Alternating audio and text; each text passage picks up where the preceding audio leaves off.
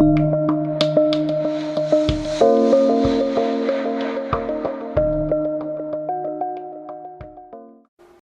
everyone, Pam Gregory, astrologer. I'm going to be speaking to you today about October, particularly the first half, and the full moon that we have coming up in Aries on the 9th. Now, as anticipated, been saying this all year, October and November are going to be massive months. They are the crescendo of the year, and there's several indicators of that.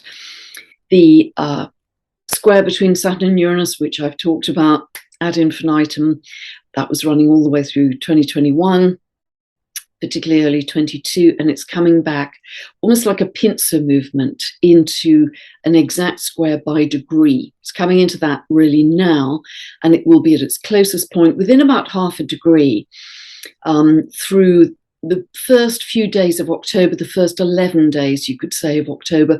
But we are into this energy now, and we'll be feeling it all the way through to November. So it's the clash between the old world and the new, the past, the future, centralization, decentralization, and all of the things I've talked about in the last few videos, particularly. But historically, this is an aspect, again, as I've mentioned before, that is very linked to financial turbulence.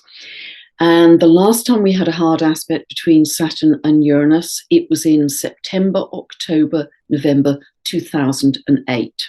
And we all remember what happened then with the financial crisis. Then we had an opposition between Saturn and Uranus. Now we have what's called the Waning Square, the final closing square, the ending square, if you like, of this cycle.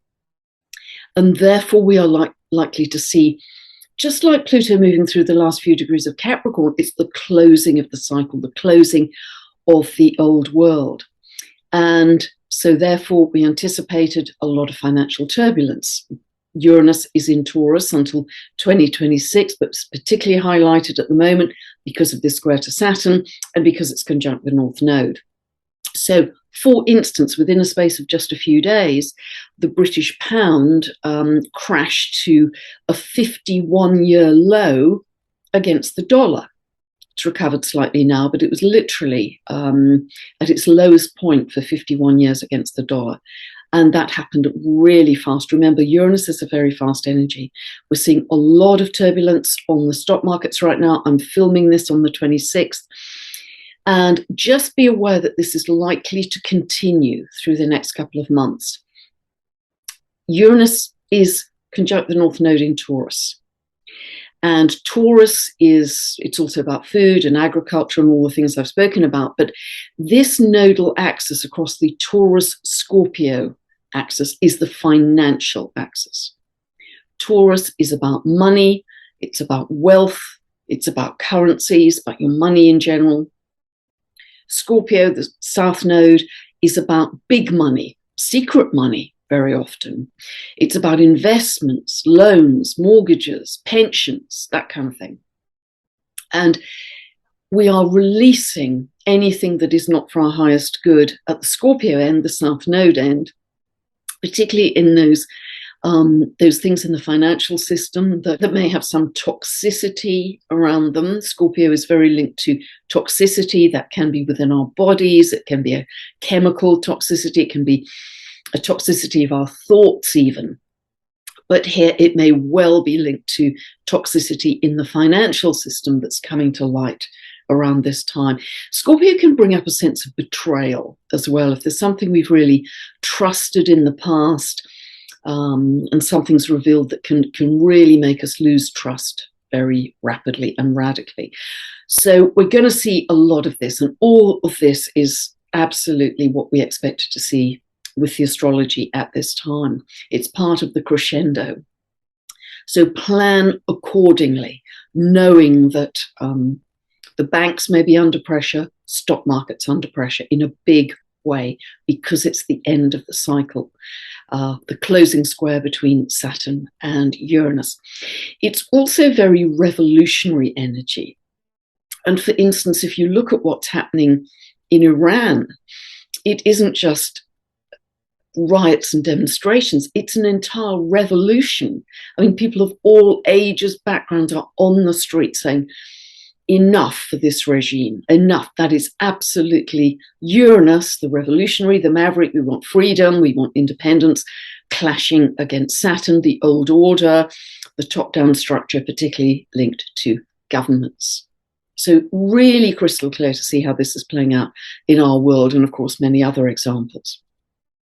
Now we're going to see a shift in energy in October because we've had many planets retrograde over recent months. On the 2nd of October, Mercury moves stationary direct, so change in direction. Pluto moves stationary direct on the 8th, and later in the month, Saturn moves stationary direct on the 23rd.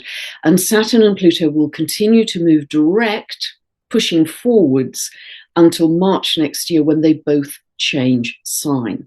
Saturn moves from Aquarius into Pisces, Pluto moves from Capricorn into Aquarius, and we're going to feel a really different energy. So we are now kind of barreling down to that next point, which is going to be March 23, with a very big change in energy. But the big accelerated collapse of the old order is the next 2 to 3 months, I personally believe. It's going to be an accelerated breakdown to break through. So it has purpose. Remember the bigger picture. The bigger picture is the biggest evolutionary jump for humanity ever, I believe, in any of our lifetimes. That's how big it is. So remember that whatever discomfort or challenge we're going through, keep your eye on that bigger picture. That's where we're headed. Don't just hit the obstacle. There are going to be lots of obstacles in the next few weeks. Don't focus on those. Remember that analogy I've often referred to recently, with the analogy of trying to break the builder's plank. It didn't work. It really hurt if I was focused on the obstacle, the plank. You have to focus where you want to get to, which is 6 inches below the plank. Then it's pretty easy. So lock on to where you want to get to, and we'll come back to that at the end. So Pluto stays at 26 degrees of Capricorn all month. It is drilling down on that single degree. And when outer planets like Pluto change direction, they, like a huge ship, a huge liner, they move more and more slowly until they become stationary on the 8th, and then they very gradually move in the opposite direction. So the symbolism is always magnified around about that time, within a week or so to either side. So if you have any planets or angles 25 to 27 degrees of the cardinal signs, Aries, Cancer, Libra, Capricorn, you're going to be feeling intensity or control, I suggest, in some area of your life. If you don't know what I'm talking about, you can download a free birth chart from my website, go to the link below and get a 2-part video series which will take you from zero to understanding what these updates mean for you in your own individual birth chart, beginning of your astrological journey. So we have this great intensity with Pluto, and we may see Pluto, we're very likely to play out on the world stage with assertions of power, assertions from power from leaders or governments around the world. So don't be surprised if you see this. And really through this whole period, I want you to be very aware and discerning of what is true and what is not. And again, I'm going to get into that in a little more detail. So about to move to the full moon chart. Remember that eclipses, we are into the eclipse season already. We have a solar eclipse on the 25th of October. We have a total lunar eclipse on the 8th of November. Eclipses bring permanent changes, and they are extremely likely to be in the financial area in many respects. Expect that. Know that the purpose of that, although it could be quite messy, is to get us to a better place. So let us look at the chart for the full moon in Aries. Now, again, I will set these for England because that's where I live. So ignore the clock face, ignore the houses, just focus on where the planets sit and their aspects to each other. So this full moon is at 16 degrees 32 minutes of Aries. At a full moon, you always get the sun and moon opposite each other, of course. And this happens on the 9th of October. It happens at 1:54 p.m. Pacific and 9:54 p.m. UK time. Now, Aries is a warrior sign. It's about courage. It's about bravery. It's about your pioneering spirit. And remember, if you are here on Earth now, you are a pioneer of New Earth. That's what your soul contract shows. You're a pioneer for New Earth. And just think what a legacy that is going to be. And be sure to be proud of yourself as you look back on this period. So with your thinking, your actions in moving forwards to create New Earth, be very aware that you are creating a legacy as a pioneer. And that might help to reframe where we are right now. Aries is also about resilience. It's a great sign of resilience. And again, I mentioned this way back in January that this was going to be the year when we learned to stand in our strength and our courage and our resilience. So the aspects I've been talking about here, Saturn, 1844, square to Uranus at 1805. As I say, it's really, that square is really closest in the first, I'd say 4 or 5 days of October, but it's still operating at 18 degrees within about the first 11 days of October, but don't think it's over then. That energy will continue well into November because it's kind of overlapping with the eclipses as well. So it's revolutionary energy, as I mentioned, example, Iran. We also, I've talked about this many, many times, but have this square between Eris, I couldn't fit Eris in here, it's too tight, Eris at 2432 of Aries, square to Pluto, 2606 of Capricorn, and Pluto is still stationary at the time of this full moon. So this is a warrior, assertive full moon. Pluto, the planet of power, is at one of its strongest expressions because it's stationary, so it's magnified. So we could see, as I say, a lot of assertive power in the world at this time. So stay in peace, stay calm. The more of us that do this, the better we'll get through this. And as I've spoken about many times, this is the clash between Eris standing for the individual.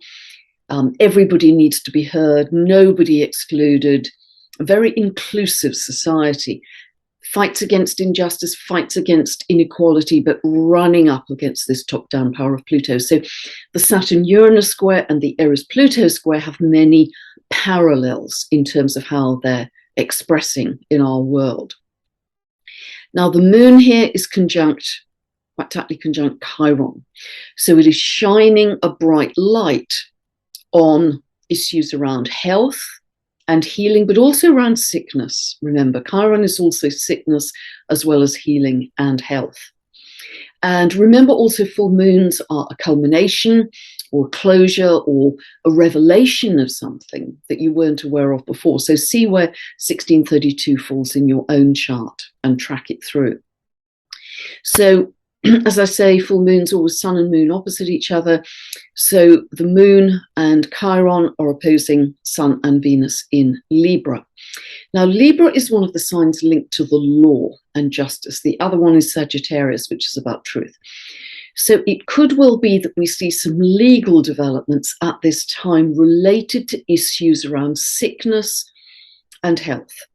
So we'll see what emerges at this time, but I think that's a very strong possibility. It's also, there is potential here for peace because Aries is the sign of the warrior, of war.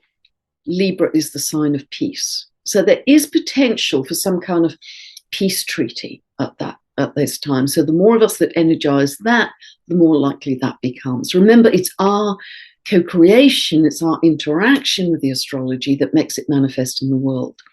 It is nothing without us. It needs our human co-creation to make it real, to make it appear in the world, to make it manifest. Now, something that's very important here, I've spoken recently about Mars staying in Gemini until March next year. So it's going to be in Gemini for 7 months, very long time to be in one sign. And what it does in Gemini is energize the mind, which can be very good if you're a writer working on something where you need a lot of mental energy, but it also can energize the amount of information coming in at us, the amount of facts, information, there's a lot of it. There's a lot of information coming in at us. And that's emphasized again by the fact that Mars is square to Mercury, again, energizing the mind, energizing the communication. Mercury is the ruler of Gemini. Again, it's another emphasis. And Mercury is also the ruler of Virgo that it's in. So there will be a desire with Mercury in Virgo to analyze, to sift, to discern. Discernment is going to be strong here. What's true and what's not. There's an urge to dot the I's and cross the T's. I've got to get everything right here. I've got to get it exact. There's that sort of a feeling. However, this is actually a T-square because Mercury is being opposed by Neptune, and Mars is also very tightly square Neptune. So this is a T-square. And this is almost like a billiard ball, zinging this way and that, because Mercury opposed by Neptune is beautiful if you want to use your imagination, your creativity. It makes the mind dreamy. It is not great for clarity. It can bring in fog. It can bring in silt, that, what's true and what's not. There's so many layers to this. And Mars will energize that fog. I mean, Mars-Neptune combinations are very good for spiritual action. Yoga, Tai Chi, Qigong, very good for spiritual action. But it can energize the fog. So we will have this mental urge to really find what's right. And that is emphasized yet again. I mean, Mercury is incredibly, incredibly activated in this chart because it's aspected by Mars, it's aspected by Neptune, it's also aspected by this very powerful Pluto, stationary Pluto. This is a trine to Mercury. There will be an urge to dig deep, to get to the truth. We have to unearth what is really for our highest good. This is very good for research, digging deep. So, this urge, we've got to find the truth. We've got to find what's right. We'll exaggerate that picture further. Also, Jupiter on the world axis, I'll talk about that in a moment, is also opposing Mercury. Now, this is the signature of the writer because it's fabulous for big ideas, big philosophical ideas, big visions, big horizons, big dreams for the future. But it will enlarge whatever information is coming in.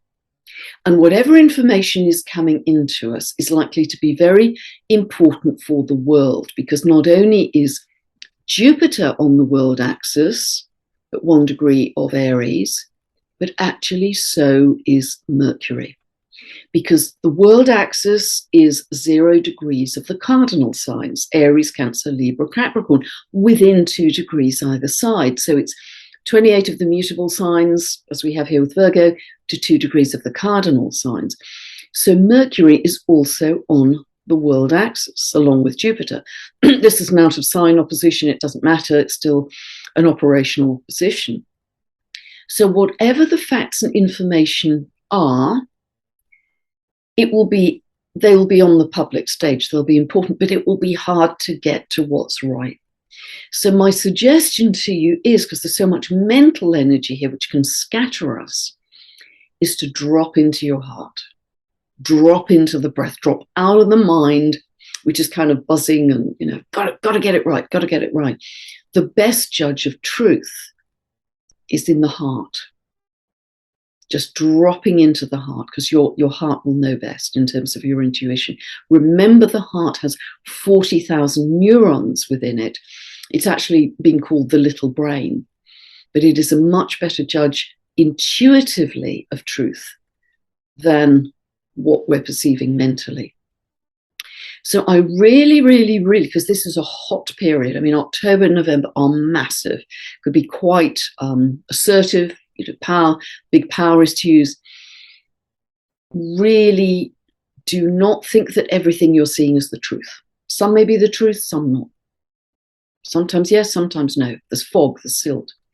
do not leap to everything being the truth. I want to say that really, really loudly and clearly. So stay on your eagle's perch, have objectivity, have perspective, stay calm and peaceful, because remember, in every moment, whatever emotion you're putting out to the world, you're creating your future and the future of the collective. So if you quantum entangle your fear, your negative emotion, with whatever narrative is running, you're going to get a frequency match to that bouncing back to you in your future very quickly. This is really simple. It's a radio dial. If you're tuned to hard rock, you can only hear hard rock. Tuned to classics, only hear classics. All we are experiencing as we move forwards in our future is a frequency match to whatever emotion we have recently put out and continue to put out. This is, I know we all get caught with this. It's a really, really simple principle. We all get caught up. We see someone go, this is really happening. And I just want to say, drop into your heart and your heart will tell you. So a lot happening here. Just something else to point out as well, which kind of adds to the picture. This black line here with a little Q here. This is a not very much used aspect by astrologers called a quindecile or a quindecile, which is a 165-degree aspect, which again suggests that we are becoming, it's an aspect of obsession, actually, that we are becoming mentally obsessed around the facts and the information linked to health and sickness. Again, that's sort of adding to the same picture. But for sure at this time, I think we are birthing a new financial system. We are birthing a new financial system. And apart from the Saturn-Uranus square, which I've talked about, we also have the Sun, 16 of Libra, in a quincunx, this dotted line here, in a quincunx to Uranus, shining a light on Uranus in Taurus, the new financial system. So whatever breakdown is happening in financial systems, know that at the same time, new systems are being born. Just know that, because it isn't that we have to wait to get to the end of the collapse of the old order before anything new births. Many of you know new systems of many kinds are already being born. Look at the People's Health Alliance. Look at the People's Food and Farming Alliance that just launched 2 days ago and is just storming ahead, because it is absolutely right for the times. I mean, it's so spot on for the astrology. If I'm referring to the People's Food and Farming Alliance, which was launched in the UK 2 days ago.